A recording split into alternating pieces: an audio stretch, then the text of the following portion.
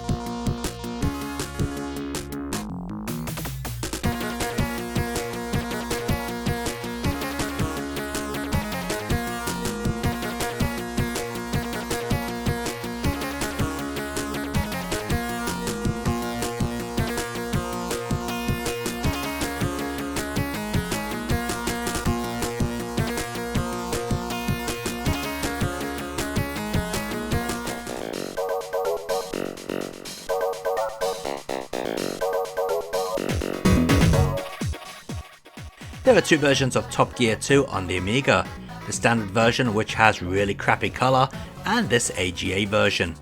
I'm really happy to say that this and the normal one are both based upon the Super Famicom original game. This AGA version looks pretty close. The frame rate is sadly following the original version rather than the Mega Drive game, but it's not too bad. Sadly, like the Mega Drive game, this only allows for music or sound effects, which is a bummer. But at least the music quality is way better than the Mega Drive game. The playability is also better since this plays just like the Super Famicom version. No cheating AI cars in this port. I guess you want to know if it's better than the Super Famicom original. Well, to be blunt, no it isn't. The gameplay is just as good, but the Super Famicom version has the edge in the graphics department, especially the weather effects. Rain on the Amiga version is rather pathetic compared to the consoles. There's also the issue of loading, which while not long may annoy some people. The biggest kick in the balls though is the lack of music and sound effects together. This really does make a difference. Still, with all that said, the Amiga AGA version is a really good playing racer. Well worth your time if you own an Amiga.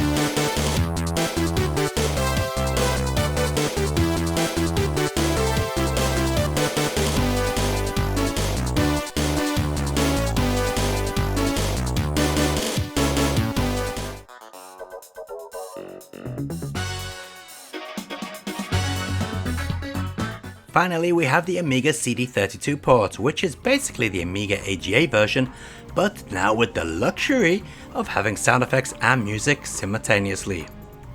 It's just a shame the new arranged music tracks suck big time.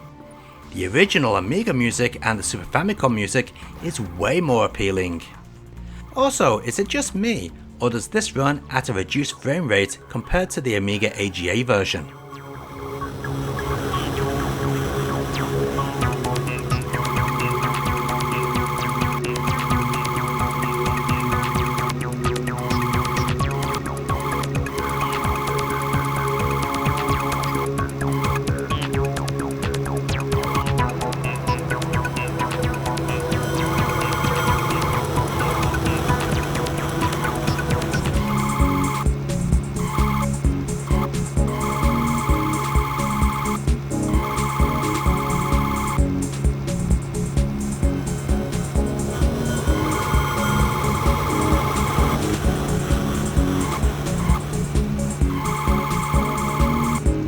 Let's take a look at all those versions of Top Gear 2 running side by side.